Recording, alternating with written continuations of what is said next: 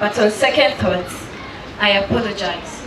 How could I forget that before the ships docked on our shores, the herbalist was the eye of the gods, and by extension, God. That he knew the language of the spirits and so conversed with them on our behalf, and through him we knew of the seasons, of when the clouds will return on our journey, bringing gifts of rain. Of when the moon will shine the brightest, putting on us the spotlight for God's viewing pleasure, because it was our turn to step on stage. And so while we gathered at the village square amidst drumming and singing, God watched us. He watched us in awe of how we danced to his glory, of how we sang his praise, of how we told his tales. He watched us in awe, oh, in so much awe, of how we just existed, simple. But then things changed when battles and wars waged among nations, and the battlefields trembled and wailed beneath the weight of soldiers' blood and bones, all because of two books, the Bible and the Quran. It's unfortunate, but then I don't know who your God is. And we have all become a bunch of confused souls roaming about, not knowing who God really is. And so while I stand here, not knowing who God is and not claiming to know who God is, can we all agree that though we all may have a God we believe in, we all don't know who each other's God really is? But this is true of anyone or anything or any being that is a God. If he teaches you that love is life and not water, he is God. If he teaches you to raise your hands and wave at him and not at a cheek, he is God. If he teaches you to break your bread in half and give the other to the hungry, he is God. If he teaches you to clothe the naked with a cloth, he is God. If he paints perfect pictures with words and hues, a poet, a painter, an artist, he is God. A writer, he is God. If he's sitting here, looking at me, listening to me, smiling, he is God. And so while we are all gods and gathered here, may this event be as powerful as God's can be. Thank you. Thank you very much. Let's put our hands together for her. Let's put our hands together.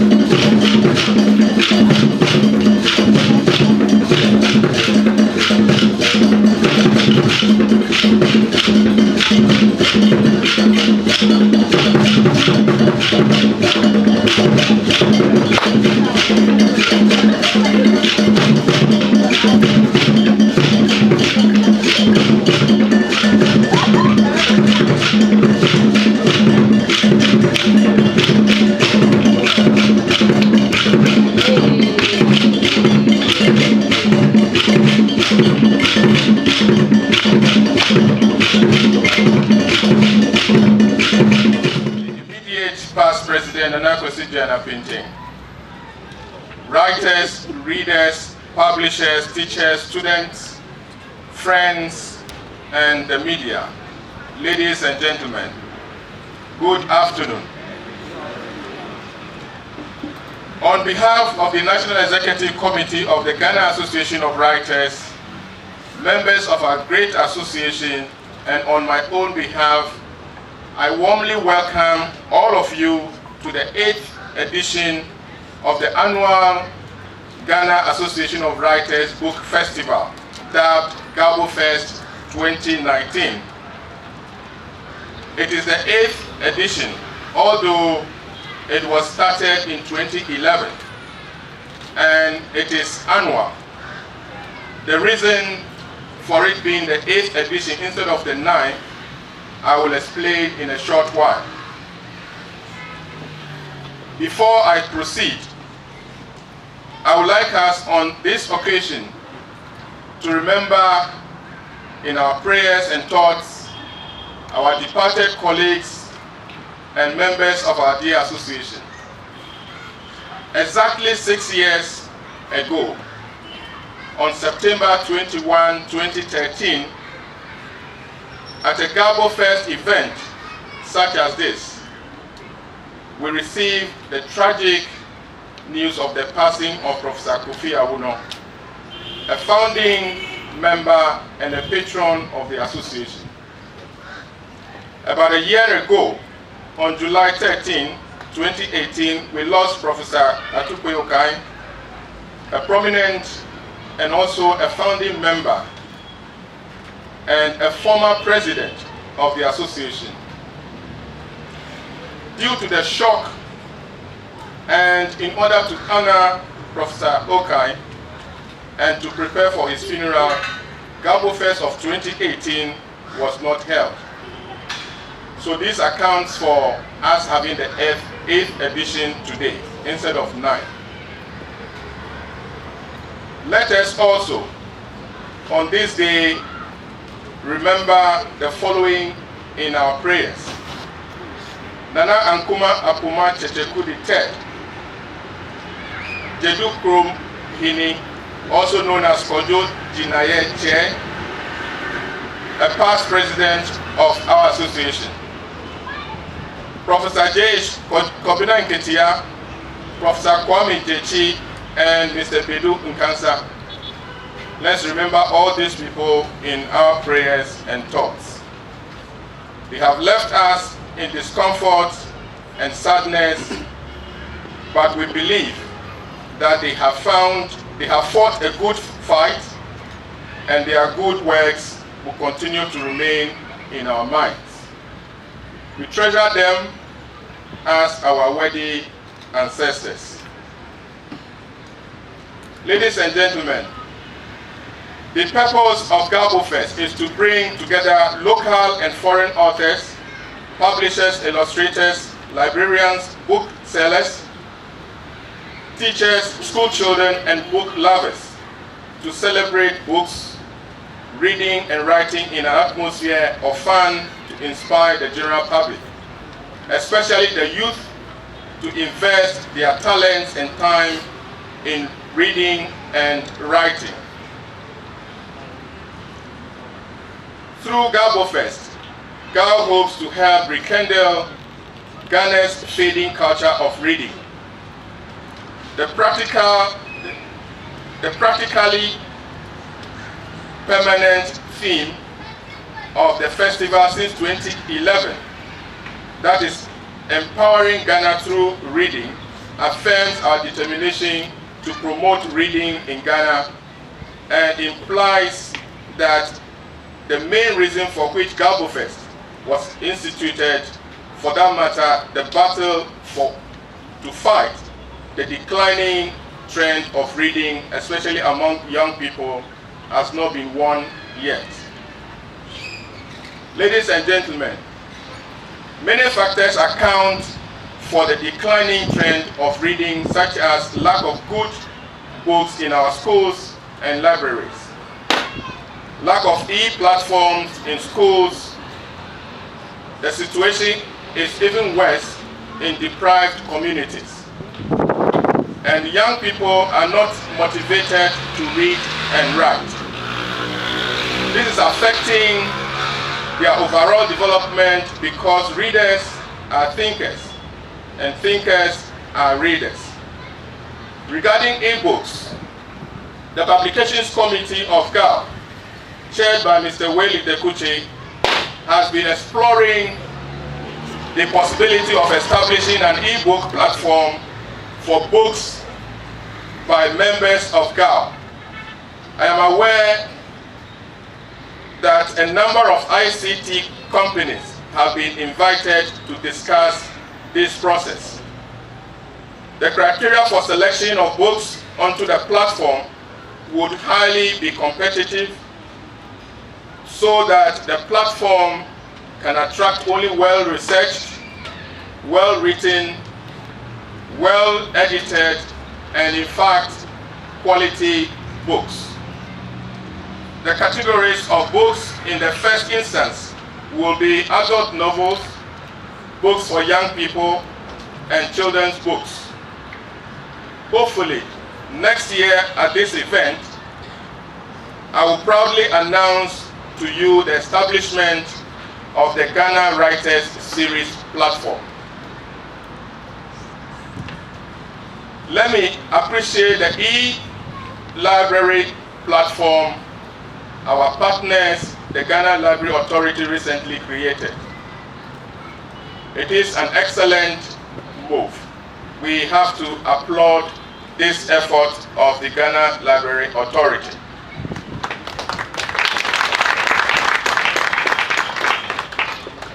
Another read and write program targeting young people is the GAW Schools Outreach Program, GAWSOP for short. This program is instituted in conjunction with the Ghana Education Service. Out of this initiative, a number of workshops were held in SHS schools, and GAWSOP Fila, a magazine comprising works of young people, was established. Sometime next month, literary clubs will be launched in Ganata SHS and Kwabena SHS under the same program. Although this program currently suffers agreement challenges with the Ghana Education Service, we hope to resolve this soon. Ladies and gentlemen, in many ways, reading can be used as a tool to develop the culture of a nation. And with this in mind, I would like to quote a statement by J.H. Kwabena Nketia, a renowned Ghanaian ethnomusicologist. He says, as writers, we should always remember that we are doing this for Ghana, for Africa, and that our traditions should always have something to tell us, something to remind us of, that we could use to give some distinction. In a similar vein, Ray Bradbury, an American author and screenwriter, says you don't have to burn books to destroy a culture. Just get people to stop reading them. So just by getting people to stop reading books, you have simply, or in a great way, destroyed their culture. What both Nketia and Bradbury are implying is that the culture of a people is priceless and irreplaceable. Each distraction is like breaking the chain of history, which is a crime against posterity. Whichever way, we as a people should strive to encourage reading, not only for academic goals, but also for human resource and national development. And we, as writers, have a role to play to reverse the decline in reading culture in Ghana. This is why GAWBOFEST is critical, and this is why, let me tell you about the expectations of GAWBOFEST today. The activities to mark this year's GAWBOFEST started yesterday, Friday, September 20, 2019, with 2 workshops. The first on writing in Ghanaian languages with Miss Esi Iribi, not here. Okwi is so Nipa Yadia Osa Ayeye.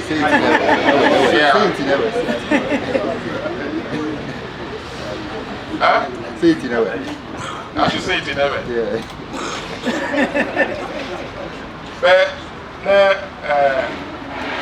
I'm going to want to enter Kafu. Aha. I'm going to want to enter Kafu. Nipa Yadia Osa Ayeye.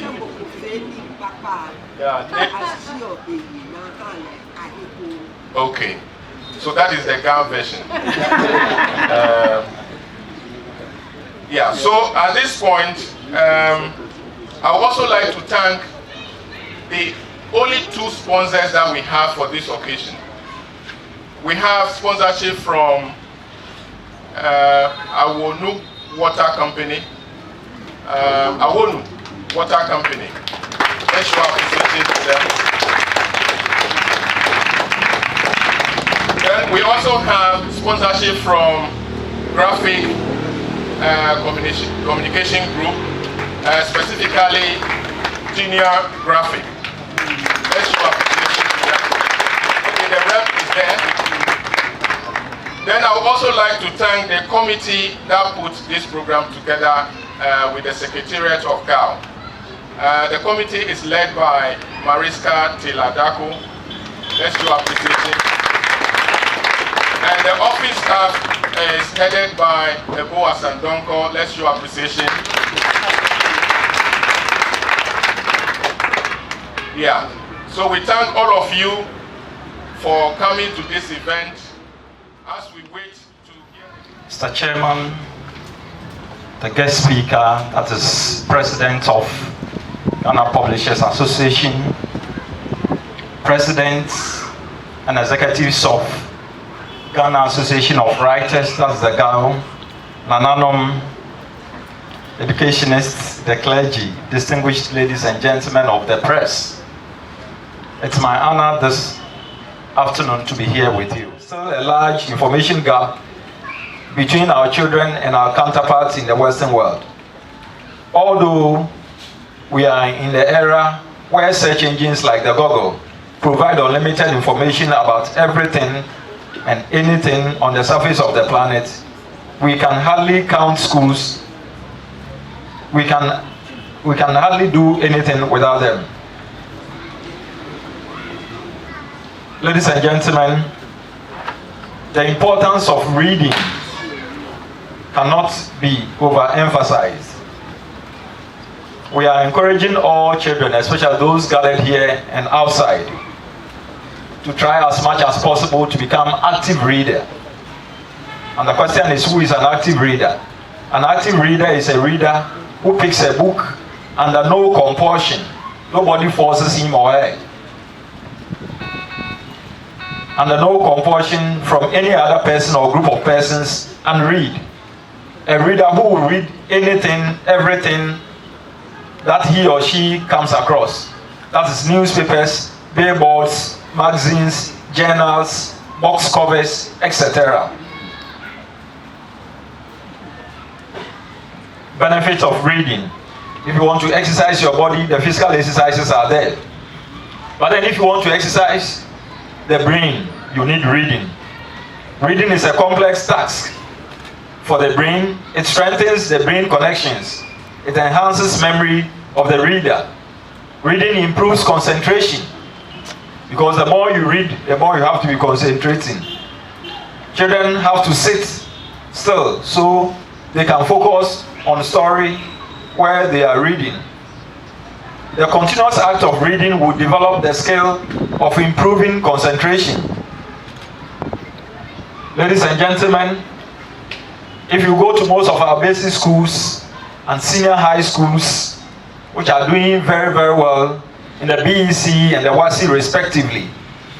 It is not a surprising fact that the reading culture has been cultivated there. Recommendations. We are appealing to the government of Ghana to establish modern e-libraries in all our basics and senior high schools to improve reading. Just like the health insurance and the phenomenon of one district, one factory, we are also through this medium appealing to government to establish one e-library, one district, one e-library across the length and breadth of Ghana, so that the benefit of reading can be felt and can be seen for the socio-economic development of Ghana. Thank you very much. Who has seen it? You have all seen it? No. When? No. Just now? All right, so I'll read a citation, then invite the young man that will be about to do the presentation to invite the immediate past president of the Ghana Association of Writers and invite those on the days with me, so we do the presentation. The citation reads, citation in honor of, now I'm obliged to mention the name. So I should go ahead. Yes, citation in honor of Professor Akilakpa Sawyer.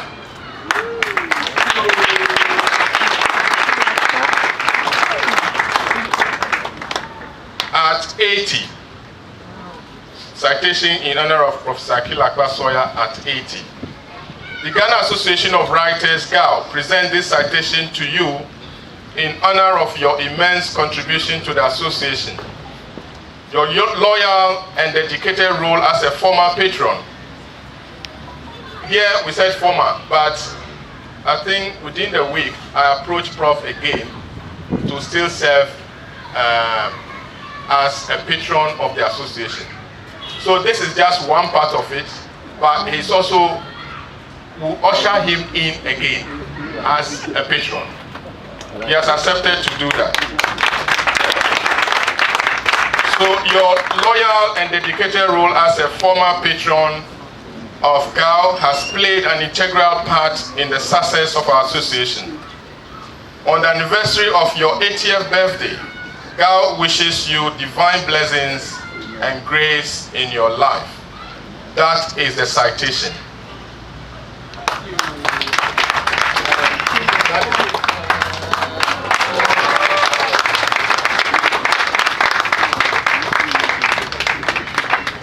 So at this point, I invite Professor Akilakpa Sawyer. Prof. Nana Kwesi painting. Let's show appreciation.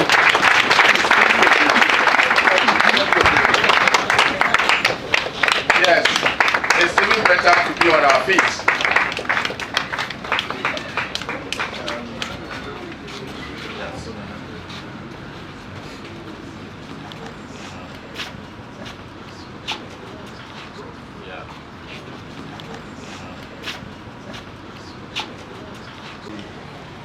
Given this citation on this occasion, let me just say one word before I sit down, and that is to commend the association for having this event. Seeing the sea of young faces from the schools who are being encouraged to read seems to me to be entirely appropriate for a day like this, which marks the memory of Kwame Nkrumah, who, as I'm sure you know, was a writer, but also a reader, and would love nothing better than to see young people like you be encouraged to read. So on that note, let me just say how pleased I am to be here and to continue to work with GAW as a patron or otherwise. For as long as I can. Thank you very much.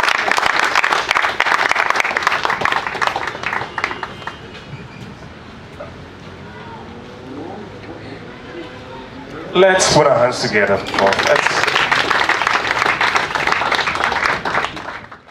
Because this is where he says, Great Apam.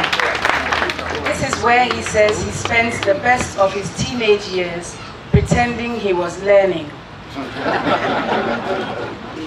Apam was then, in the 1970s, one of the best secondary schools in the arts subjects.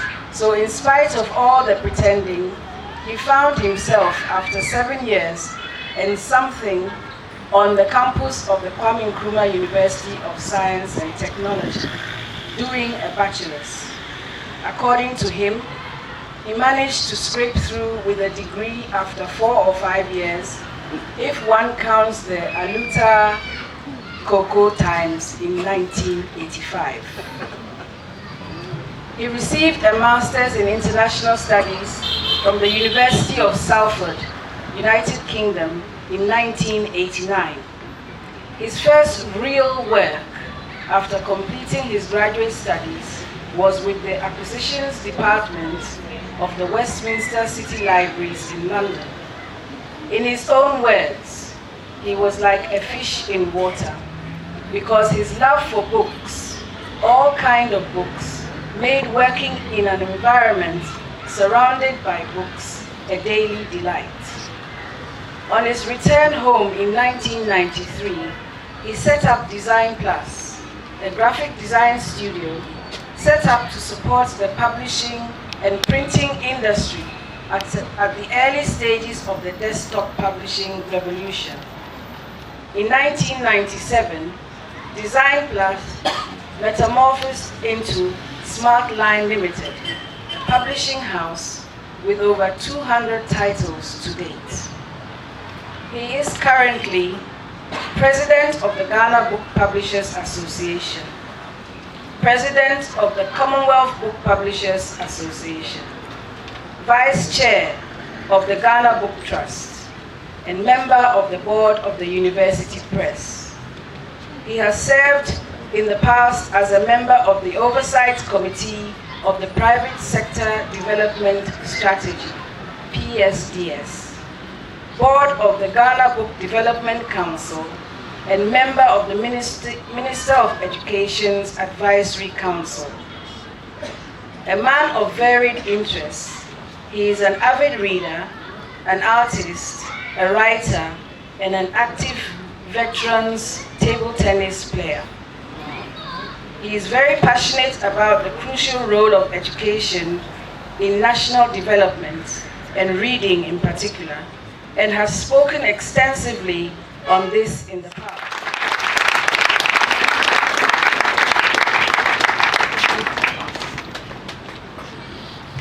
Thank you.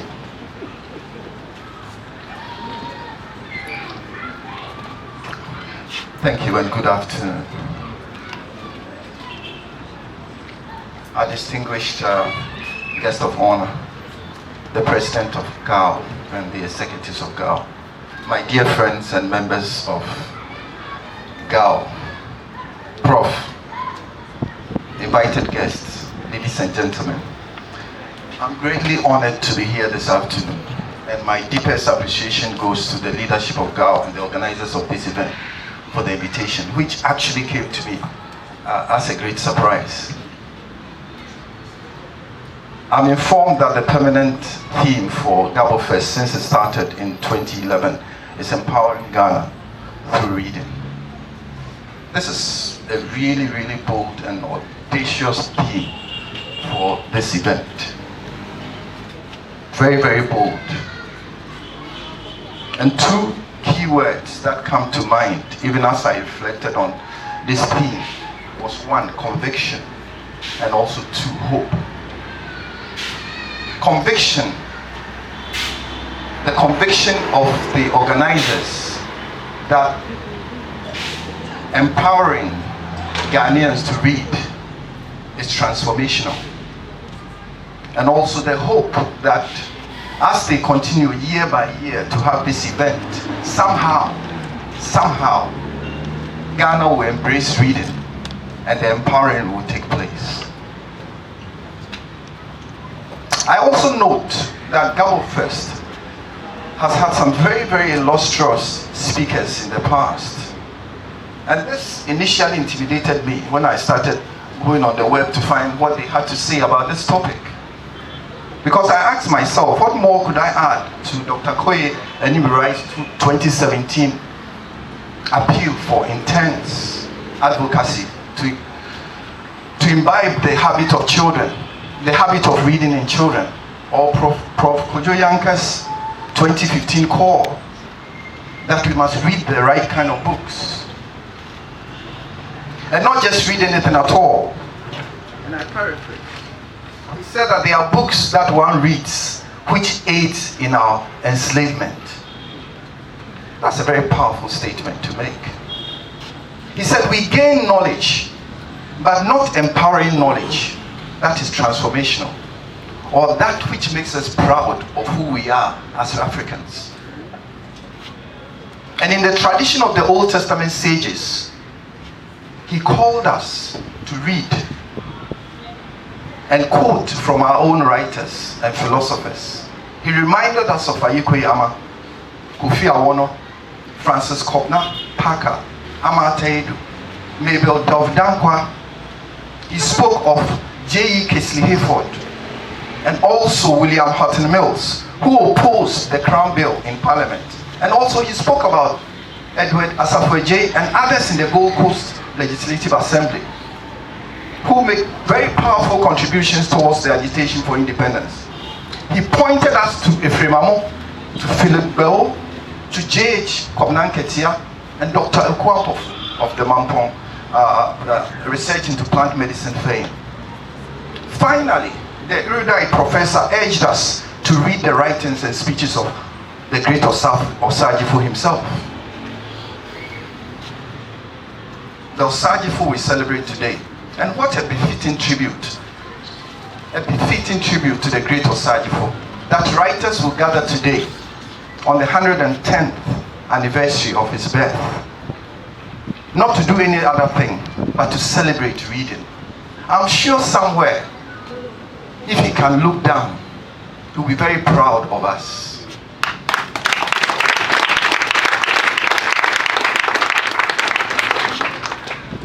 Let me therefore premise my speech today by stating the often understated and underestimated power of the book industry in general, and writing in particular, to empower the nation and supercharge our developmental process.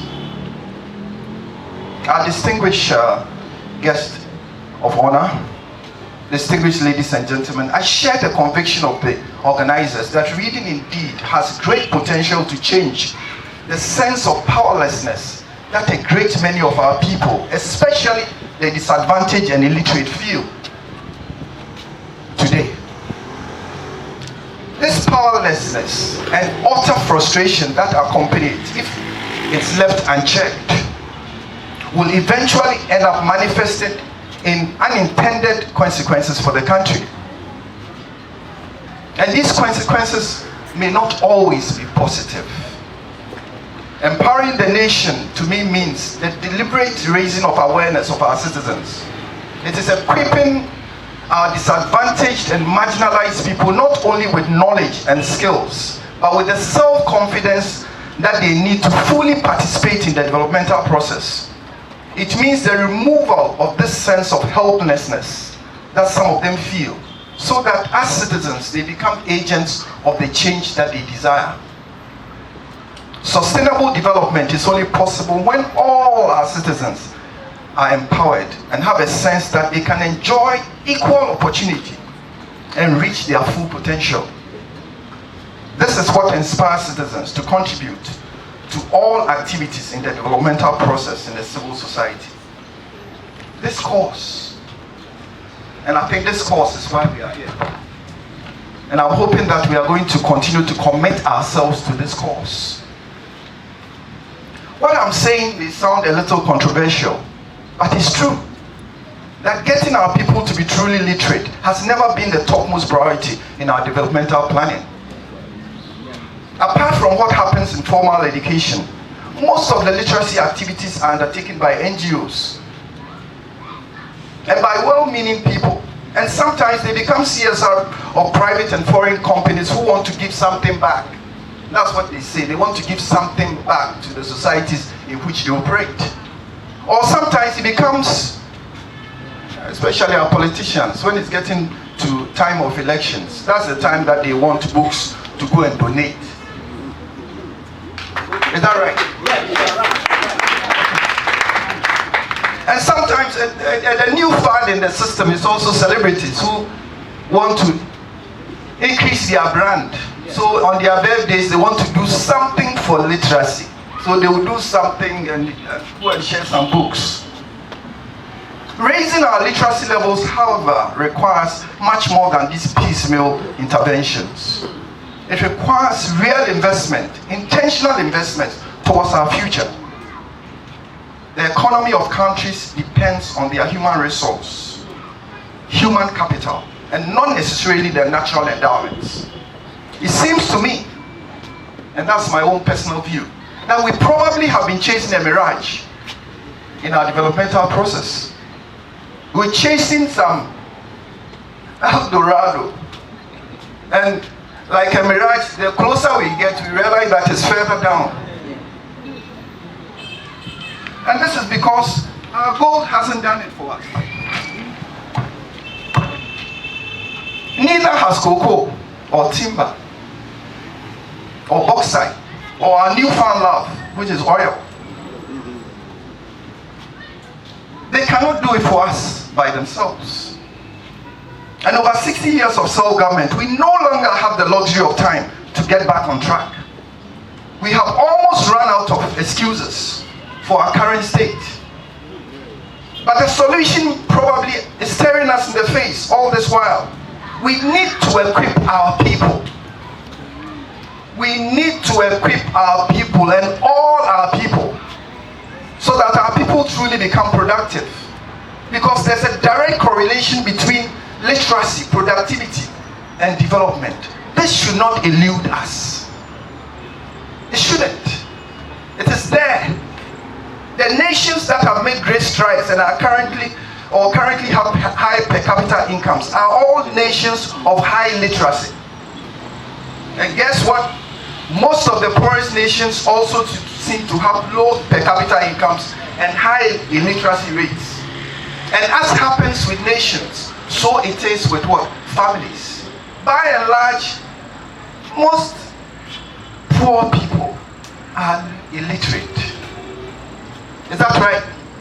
I'm not saying all. There are exceptions. But generally most illiterate. Therefore it's a truism. If we want to really develop our country, we need to develop our human resource. Because they are smart in the vernacular, that's even acceptable. But they are never literate in the vernacular or in English. So being functionally illiterate means that one cannot function adequately in the modern information digital world. Reading of medicine prescriptions becomes a problem. But even more alarming are people that are termed illiterate. And that's the lesser known phenomenon. They are able to read, but they won't read, or they are totally uninterested in reading. So we say Ghanaians are not interested in reading.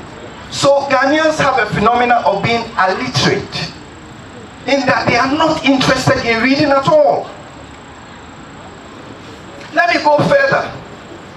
There's another phenomenon of illiteracy, which is also even more dangerous.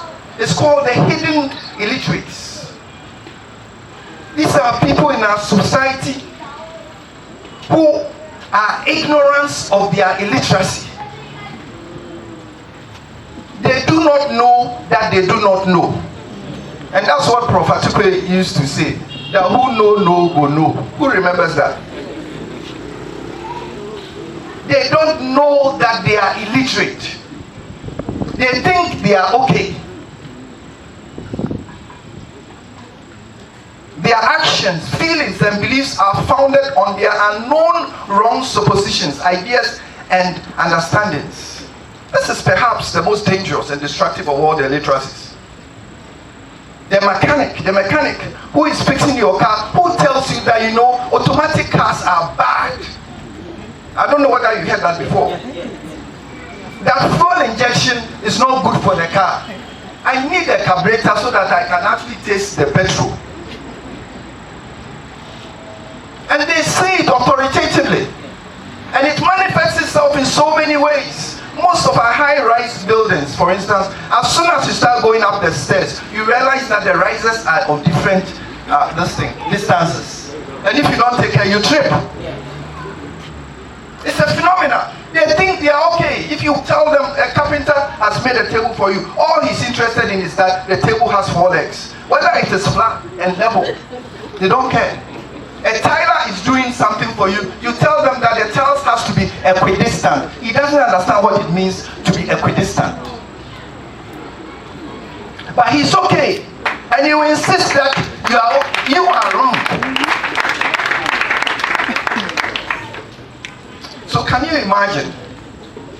I'm talking about somebody, a doctor who has finished their medical school, and since they finished, they've never read any advances in medicine. Or a teacher who is relying on the notes that he collected years ago. Can you imagine? But you see, this is manifesting in our society, and it manifests itself in low productivity. It manifests itself in low quality products that we have. Hidden illiteracy lost quality service and increased productivity in society. In the article in the Eric Institute of Education and Sciences, Kasim Yusuf asks a rather poignant question. And I'm glad Prof is here. And the question is that who benefits from illiteracy? Who benefits from illiteracy? Who benefits from the status quo, keeping most of our people illiterate? Who benefits? Who is threatened? Who is threatened by the empowerment of the masses? Who is? Oh, please don't answer for me. I didn't want an answer. Let's go home and please.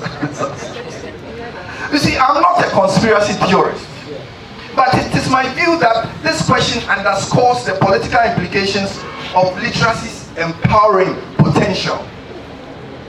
Let me repeat.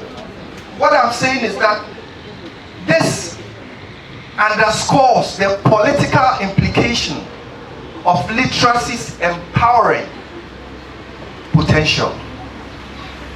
And he reaffirms very eloquently in his paper that literacy's ultimate capacity is to overturn power structures and redistribute wealth and resources at international, national, and even local levels. You see, the economic and social health of our nation depends on us building a citizenry that is literate. And that reads for all practical purposes and also for pleasure. This means that getting the current generation to be more aware of the pleasure and importance of reading in daily life and ensuring that they have the level of literacy skills required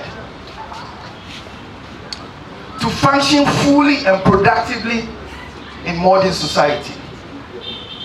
And this brings me full circle to the theme, which I think is such a powerful theme. And this is probably the most understated event taking place on this occasion that we are marking the birthday of Sajifo. It's the most understated event, because if we truly understood what we're trying to do, this place should be jam-packed.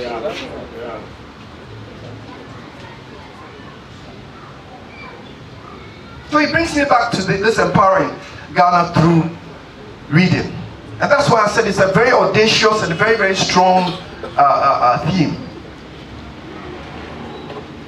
We increase human capacity if we encourage reading. We decrease human vulnerability in all forms, especially in the areas of poverty and health. We enhance the acquisition of skills. We increase social justice. We increase political participation. And we facilitate social dialogue. A literate environment will protect the environment. To protect the environment. Because you understand the value of the environment that we have. Because when the last G goes, we all go. But what I like about this whole thing is that we increase empathy and understanding between people and also cultures. And most of the preconceived ideas, so some of the tribalistic ideas and all those things are taken care of when we truly read and understand people. I've been so struck, and I'm a Cropping boy, I've been so struck by the history of the Ewe people. And I mean, I'm now reading about the history of the Ewe people. Because a few weeks ago, we had a chance of talking to Prof. Anyidoho, and I got so interested in the songs and dirges of the Ewe people and how strong they were, giving me such respect for them. Creating a culture of reading in a society admittedly has not been prioritized, because if it were, things would be different in this country. So firstly, let me say that if we want to create a culture of reading, it's going to be a monumental endeavor requiring major changes at the highest policy levels in this country. Did you hear that?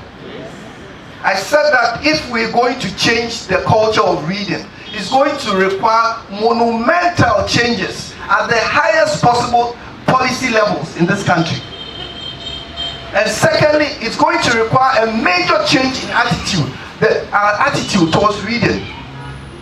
Because a reading culture is not going to happen accidentally. Culture is social behavior that is enshrined in norms, traditions, values. Therefore, creating a reading culture requires more than just slogans and grand gestures. It is going to take deliberate and proactive actions from government. So, and many factors need to line up in a coordinated, seamless process to assure success. Plans to change the culture of reading must be placed. Please listen. If you don't hear anything I've said today, this one thing, listen. I'm saying that plans to change the culture of reading must be placed on the same national priority level as other developmental projects, like the provision of physical infrastructure.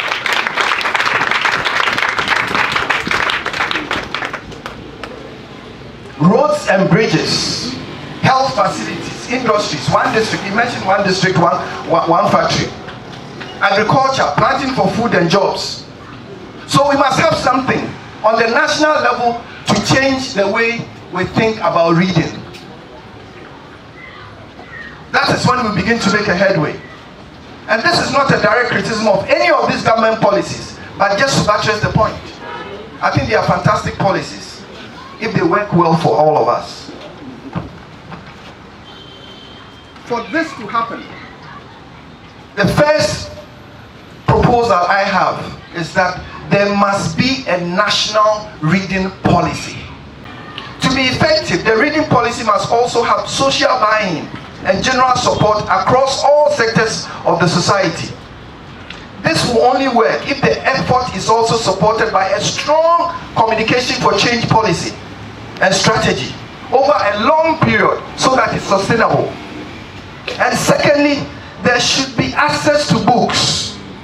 There must be a policy to make books and all kinds of book and materials easily accessible everywhere in all formats. And I think that's the point that the president of GAW was making. This policy should be clear and unequivocal.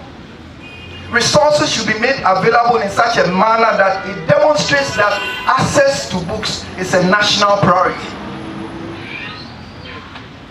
A massive investment in improving access to books through public institutions such as schools and libraries is not a luxury, but a matter of absolute urgency. And thirdly, and I'm about to end. Thirdly, the process must be activity-driven. There should be a myriad of programs across the country promoting reading. And although access to books is crucial, we need to prioritize interventions at all levels in all places. You see, the assumption that these kids will go through school and begin to enjoy reading naturally, it's a very false assumption. Reading is a learned habit. You learn the habit and before you even begin to enjoy it. And in developed countries, England, US, they don't assume that the children will pick up the habit. They actually engage them in reading programs. They engage the children in reading programs like accelerated reader, reading counts. There's so many programs out there, and sometimes you wonder. So there might be programs. We can learn lessons from Singapore. Recently, Singapore, a first world nation, in 2016 launched what they call the National Reading Movement. A 5-year campaign led by the National Library Board to get Singaporean residents to read under the theme, read more, read widely, and read together. Singapore, where on the streets you dare not even put chewing gum. They want to encourage. In 2017, they also launched something, the movement went step further, inviting people to read beyond their comfort zone. This meant reading widely different genres such as fantasy, travel, self-enrichment, and all those things. And they encourage what? Because they are made up of a lot of ethnic groups. There are Chinese there, there are the Malays and things, to read indigenous books from their indigenous languages. Singapore. And finally, we can no longer as writers just lament. We can't. We cannot just lament and expect some force from outside to do something for us. This will not happen. We must become agent provocateurs for change. We need to find ways to actively empowering ourselves and in the process empowering others to change the country. And the pre-independence and post-independence writers saw themselves as agents for change. They did not just see themselves as writers. So I'm making a direct appeal to us as writers, that if nobody is going to do it, we have to take the baton and begin to decide that we want to change our country. And I think we can do it. I think we can do it. So what am I trying to do? I'm trying to weave some space between what Dr. Enim Wright was trying to say in 2017 and what Prof. Yanka was also saying in 2015. That within that space, let's bring in the government and let's also do some strong advocacy. Because we must get our people to read. We should get our people to read. We need to create, and I'll add as one of the challenges for GAW, we need to create and promote actively a selection of books for each sector of society, from young children to adults. Why don't we have a list of 10 books that every primary school child should read in Ghana? Why don't we have a book like that? Or 20 books that if you go through primary school, you would have read these books. Or secondary. Maybe we should even add 10 books that every politician should read before we allow them to go to parliament.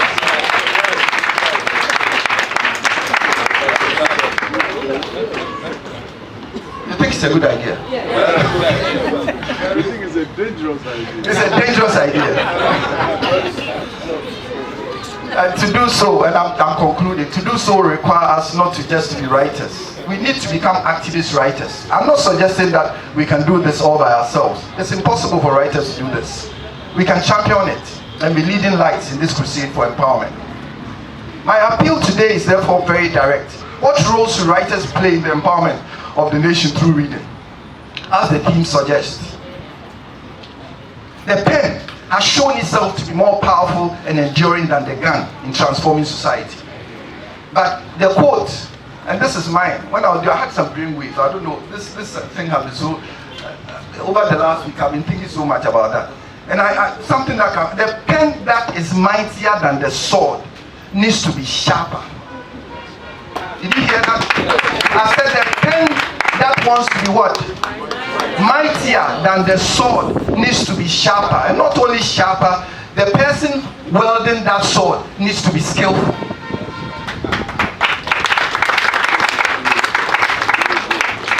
To accomplish this requires just more than will. We have to become masters of our craft.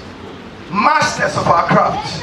Therefore, as writers, my charge to you, and I think it's been a charge that I've been on this crusade for a while. Let's master our crafts. Let's do a critical self-assessment of our skill sets. So that whenever we need help, we ask for genuine help. God created the world with words, and imbued words with creative energy, power to change society. Therefore, we as writers need to be clever with words. For our words to be read vicariously, they need to be of the highest quality. Our novels need to be funny, they need to be witty, they need to be easy, they need to be enjoyable. Our poetry and commentary on society needs to be incisive, and they need to be thought-provoking. As writers, we need to speak out, we need to protest. And the reason is that, you see, our brother Bob Marley told us, we need to get our people out of this mental slavery we find ourselves in. People are helpless. They don't know where to turn. Imagine a world where girls learn relevant skills to help them economically and also to empower them. Imagine a world where a 12-year-old girl develops computer software that becomes as popular as Facebook. Women should be encouraged to pursue into the technological world to find their place in a male-dominated field and bring out their female perspectives. As the saying always, put to a reasonable definitions. What men claim they always do, women brings out of it into reality. Let us all, as women of our own pride, stand firm, rise up and make the best of ourselves to uplift our image high. Thank you. Thank you very much, Annabelle. We go to St. Thomas acquaintance, Bella Alexander. Let's put our hands together. My name is Bella Alexander, and I have a secret to tell all of you. This is the secret of education. Education, education, education. Education never ends. It's not just reading a book, passing an examination, or finishing school. The whole of our life, you and I, the whole of our life, from the moment we are born to the moment we die, it's all a process of learning. So I want all of you to keep this. Learning, learning, never exhausts the mind. Thank you. Thank you very much, Bala. Still staying with St. Thomas acquaintance, Akita Gilbert.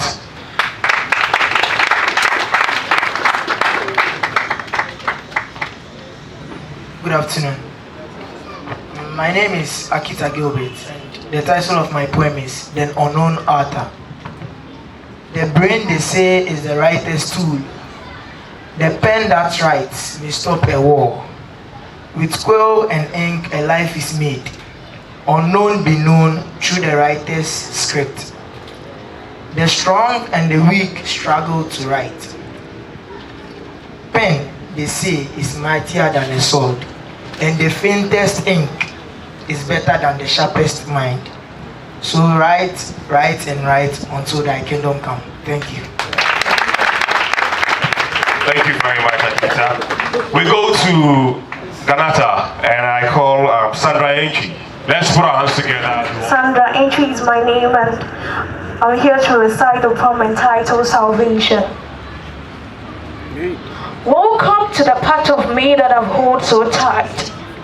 That is telling the world about Jesus Christ, the Son of the living God, the giver of life. So I am here to inspire, not to transpire, because it's my life and it's something I cannot hide. I am just a vessel God is using to tell the world why to come to Him and end their struggles. So don't see me as someone so strong or brave who have never been in shackles, because I know how it feels to hustle. I was bound up in chain when the devil had me to do things which could hurt me. Sin was something I couldn't live without. There wasn't a day but the devil leaves me out. There was nothing good in me, I was just a maintenance. The devil kept tossing me around like a tennis. And then my life was falling apart, my life was ended. Then I fell on my knees one night and I cried, God save me. You are the only one that can redeem me. So He heard my cry and set me free. So I want to tell you out there that Jesus can save you, and just as He did for you, He wants to do it for you too. It doesn't matter the piercings and tattoos you have on your body, He still loves you. Abortion, violence, orgy, don't let this reign you, because that's not the best. The devil is only deceiving you. Maybe this may sound so strong and confused and you wouldn't know what to do. But all He wants you to do is surrender your life to Him. Say from your heart, Jesus, I need you. Be the God over my life and everything I do. I want you to know this and let it be your determination. For those who are in Christ, those who walk after the Spirit, there is no condemnation. You can also become a source of inspiration. People who knew you wonder how you got saved and will need some explanations. This is why you need to move from nations to nations to preach this Jesus who gave you salvation. So when you just say, you don't just sit and shut up, but spit it out. Let everyone know that you have Jesus and He's more than enough. It's entitled Why Later. You never analyze indoor things. You close your eyes to the man who took you out of darkness that enslaved your liberty, making you go naked before fecal matters. Your ears are inclined to voiceless words that will make your level of reaching. You know not His name, yet you claim He is your destiny helper. Be the liar in your own world. Why? Calling yourself the master servant without knowing His outfit, knowing not His favorite food. You keep on claiming the master chef. You fake your salvation with fleshy tests. You clean not His palace, but boldly you walk in with footwear. Back in your iniquities, you walk barefooted to the shrine that lies in filth and flies. You call yourself the worker of Christ without working yourself out of the gossip, without working yourself out of the fornication, and proudly you carry the name worker of Christ. I wonder how you preach to people when you have not preached your soul. I wonder the words you deliver as sermon when you don't know your Bible. You don't even know that the mindset of God is the Bible. No more routine on Sunday morning, following the multitude to the church. For today it is Sunday, church filled with flesh upon flesh, not with a prepared heart, but with fashionable bodies, waiting for service to end, yet eager to take all the praises. For today you are in new clothes, today you are the public figure.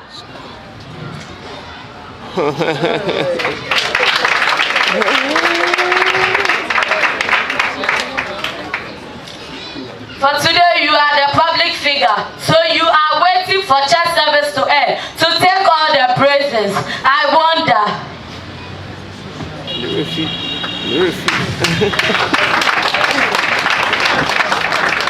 Young as you are, you run into relationships. Whilst couples cry for help, we need marriage pension, we need pension. So you run into a stupidiotic idea that God's no way to carry you out of your troubles. You sit for others to take your God. They have Him as their live DJ who produce and play music to their hearing. Music with all beats for the body movement. And you sit for them to take your maker. Some could scatter your brain and body. You are on floor for Omwada. Yes, you know not that Jeremiah 33 verse 3 is God's contact. Knowing the first and recent songs of Kwame Eugene is no job. Knowing the best artists of the year is no job.